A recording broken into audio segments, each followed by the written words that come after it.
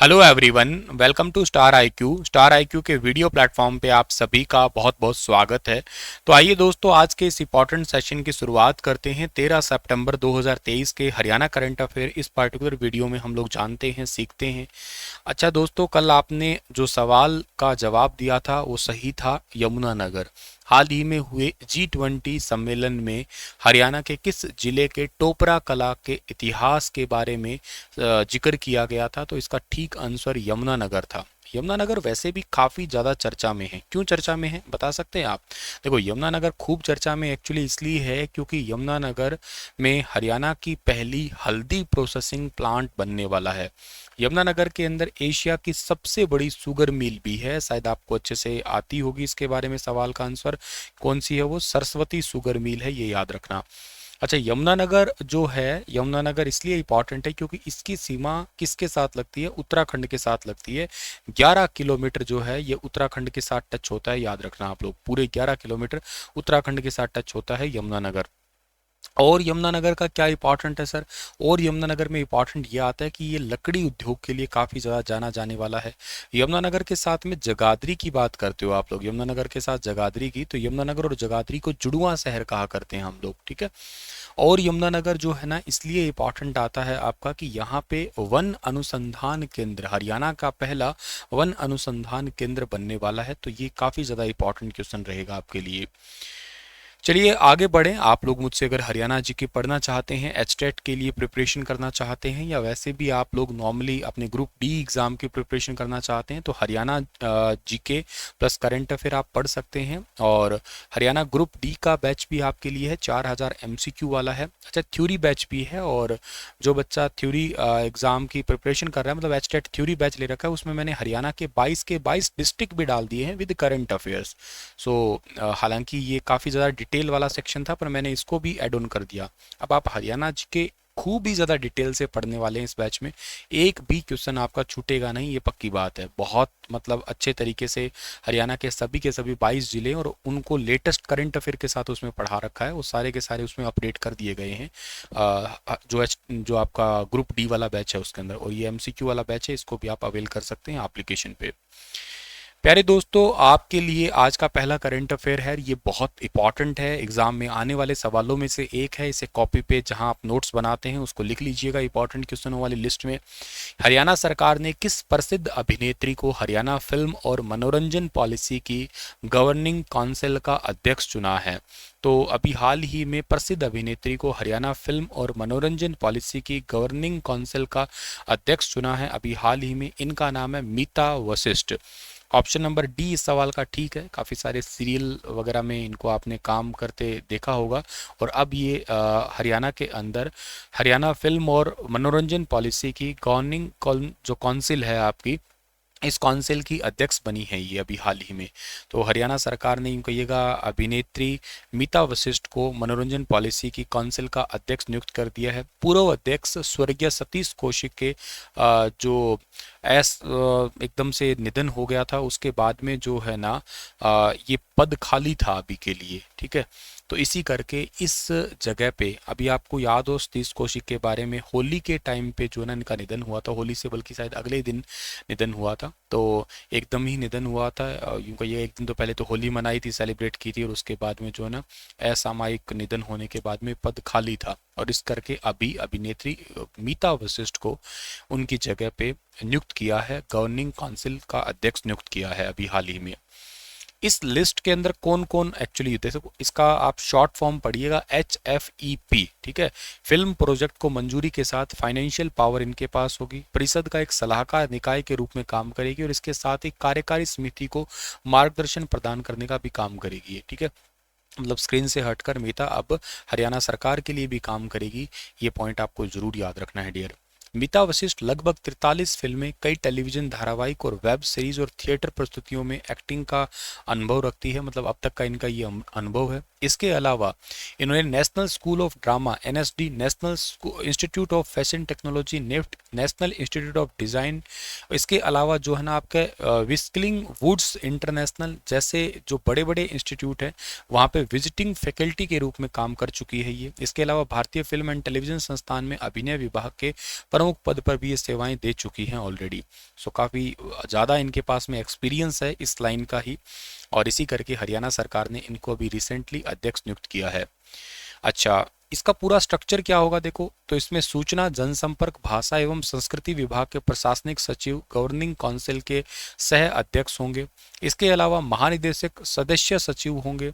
इसके अलावा जो है ना इसके अंदर प्रशासनिक सचिव पर्यटन विभाग, प्रशासनिक सचिव कला सांस्कृतिक मामले के विभाग के इसमें जो है ना आपके अधिकारी। इसके अलावा कुलपति state university of performing and visual art Rohtak या इसके प्रतिनिधि, मुख्यमंत्री हरियाणा के मीडिया सलाहकार और राज्य सरकार के द्वारा नामित 7 गैर सरकारी व्यक्ति इस पूरे स्ट्रक्चर के अंदर शामिल किए गए हैं। तो ये क्वेश्चन आपसे पूछा जा सकता है, इतना डिटेल से तो खैर पूछा जाएगा जब आप पीजीटी वगैरह की या एचपीएससी एग्जाम की तैयारी कर रहे हैं तो इंपॉर्टेंट होगा, और सीधे तौर पे ग्रुप डी या कोई आपका वन लाइनर क्वेश्चन सीधा सा बनता है तो आपके लिए यही बनेगा क्या कि अभी हाल ही में हरियाणा के अंदर हरियाणा फिल्म और मनोरंजन पॉलिसी की गवर्निंग काउंसिल का अध्यक्ष किसे नियुक्त किया है, तो आप आंसर दे सकते हैं मीता वशिष्ठ, या आपसे शॉर्ट फॉर्म बन सकती है HFEP की। HFEP का फुल फॉर्म है Haryana film and entertainment policy. ठीक है, तो ये क्वेश्चन आपसे या तो फुल फॉर्म के वाइज हो सकता है, ये पूछा जा सकता है, इंपॉर्टेंट है। और पूर्व अध्यक्ष के बारे में भी अगर जिक्र आए तो रहेगा स्वर्गीय सतीश कौशिक। ठीक है, चलिए सर आगे जाते हैं। अगला सवाल हमारे पास में है कि किस देश की इंटरनेशनल कॉर्पोरेशन एजेंसी JICA, जिसको पूरा नाम है इसका एक्चुअली, ये हरियाणा के अंदर 400 पैक हाउस बनाएगी। तो एक्चुअली इसका पूरा नाम ये जे है, इस जे का मतलब जापान ही है। तो जापान इंटरनेशनल कॉर्पोरेशन कंपनी है, ये हरियाणा के अंदर टोटल 400 पैक हाउस बनाएगी। ये अभी हाल ही की घोषणा के अनुसार न्यूज़ है।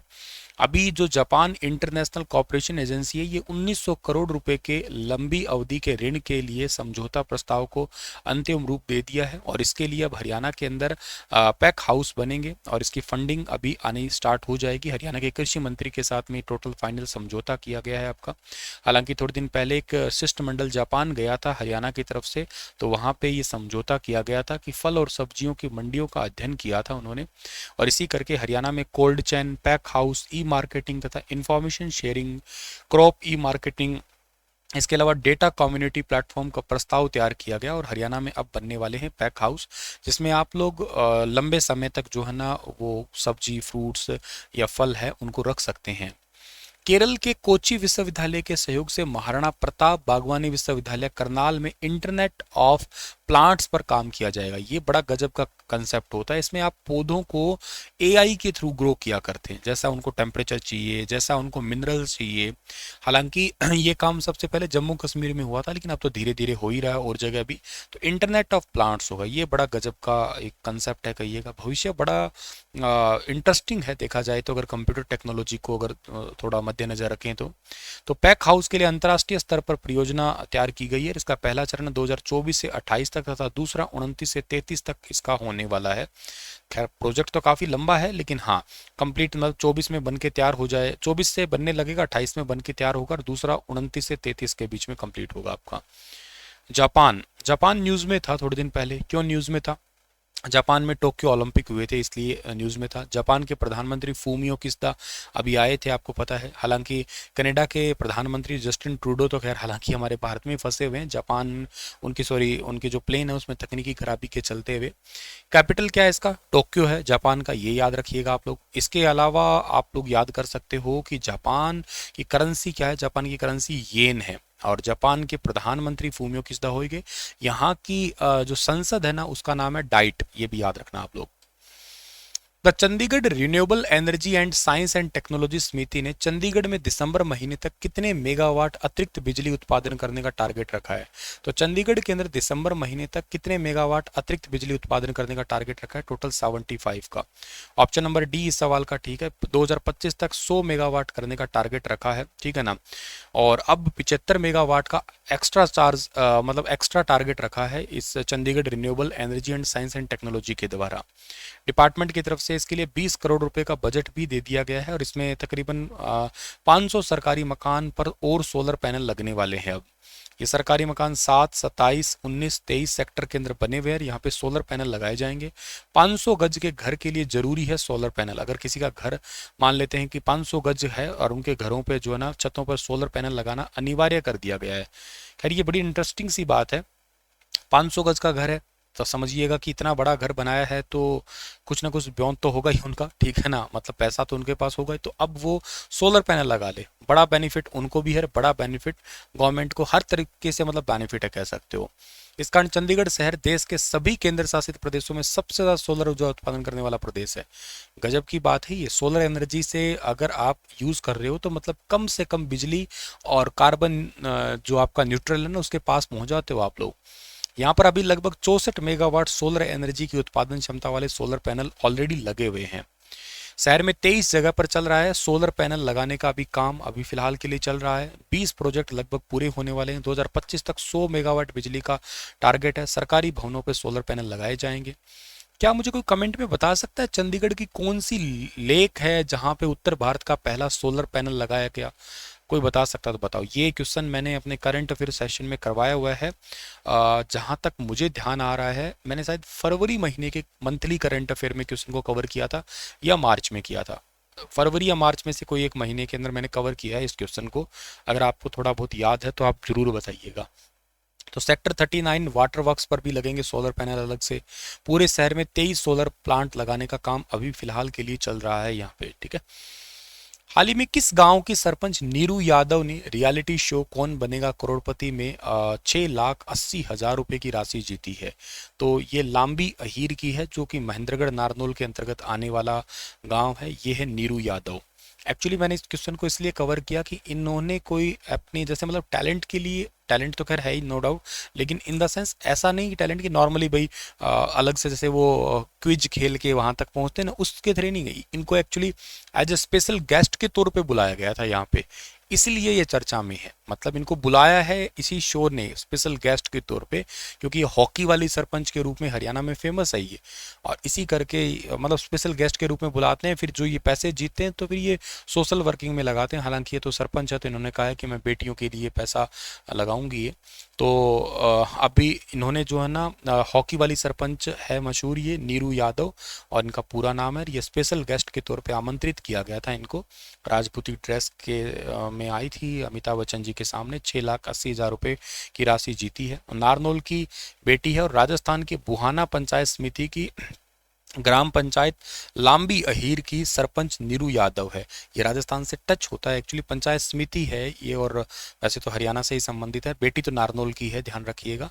और सरपंच जो है ना ये राजस्थान की है। राजस्थान की पंचायत लांबी अहीर की है, ये बुहाना की है, लेकिन मतलब जन्म तो हुआ या इनका पीहर जो है ना वो हरियाणा के नारनौल के अंदर है। तो आपने हरियाणा ही पढ़ना है इनके लिए। तो नीरू ने जीती रकम को महिला सशक्तिकरण और बालिकाओं की पढ़ाई और खेल के लिए देने की घोषणा की है और हॉट सीट पर बैठी थी। राजस्थान का पहनावा भी इसलिए पहना क्योंकि फिलहाल के लिए राजस्थान में इनकी शादी हो रखी है। हरियाणा के कितने जिलों का बीमा अब बीमा कंपनी नहीं राज्य सरकार करेगी? एक ये क्वेश्चन सुपर इंपॉर्टेंट जो आपके एग्जाम में कंफर्म मिलने की पॉसिबिलिटी में एक होगा। इसका ठीक आंसर रहेगा 7 है। एक्चुअली पूरे हरियाणा के अंदर फिलहाल ना चर्चा ये है कि सरकार ने बीमा दिया नहीं है, तो बहुत सारी जगह प्रोटेस्ट चल रहे हैं। स्पेशली हमारे हिसार में तो बहुत चल रहा है। आपने शायद कोई हिसार से है तो उन्होंने देखा भी होगा इस प्रोटेस्ट को। क्लस्टर हरियाणा के अंदर ना क्लस्टर 2 के 7 जिलों के बीमा के अंदर जो ना बीमा कंपनी एक्चुअली इसलिए नहीं करवा रही क्योंकि बीमा कंपनी हाथ खड़े कर देती है। प्रीमियम तो भरवा लेती है लेकिन बीमा नहीं देती है। तो अब जो है ना ये वो 7 जिले होंगे हरियाणा के अंदर जिसका बीमा राज्य सरकार ही करेगी, जिसमें से अंबाला, करनाल, सोनीपत, हिसार, जींद और महेंद्रगढ़ और गुरुग्राम है, ये शामिल है। प्रधानमंत्री फसल बीमा योजना के तहत 3 क्लस्टर बनाए गए हैं। हर क्लस्टर के अंदर अलग अलग जिले शामिल है, जिसमें से क्लस्टर 2 है जिनके बीमे शामिल किए गए हैं अभी हाल ही में हरियाणा सरकार के द्वारा। सो ये इंपॉर्टेंट है, काफ़ी सारा विवाद बढ़ा हुआ था इस करके। जुलाई तक तकरीबन 2 लाख किसानों के खाते से प्रीमियम राशि काट ली गई थी। खरीफ की हर फसल का अलग अलग प्रीमियम भरना भी पड़ता है, लेकिन बीमा कंपनियों ने हाथ खड़े कर दिए, पैसा ले लिया लेकिन दिया नहीं है, लोगों को बीमा नहीं दिया।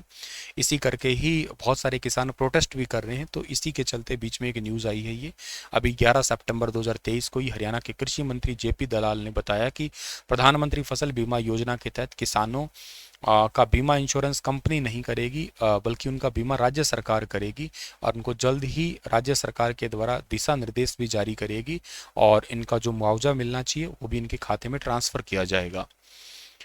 चलिए सर जी, इसी के साथ ये सेशन समाप्त करते हैं। आपके लिए क्वेश्चन छोड़ के एक और जा रहा हूँ कि हरियाणा सरकार ने पहली क्लास में एडमिशन के लिए उम्र की सीमा को बढ़ा के कितना साल कर दिया है? बताइए ज़रूर इसके बारे में आप लोग, और मिलते हैं हम लोग हमारी अगली क्लास में। तब तक आप लोग अपना ख्याल रखना। Stay happy and stay healthy. Thank you so much.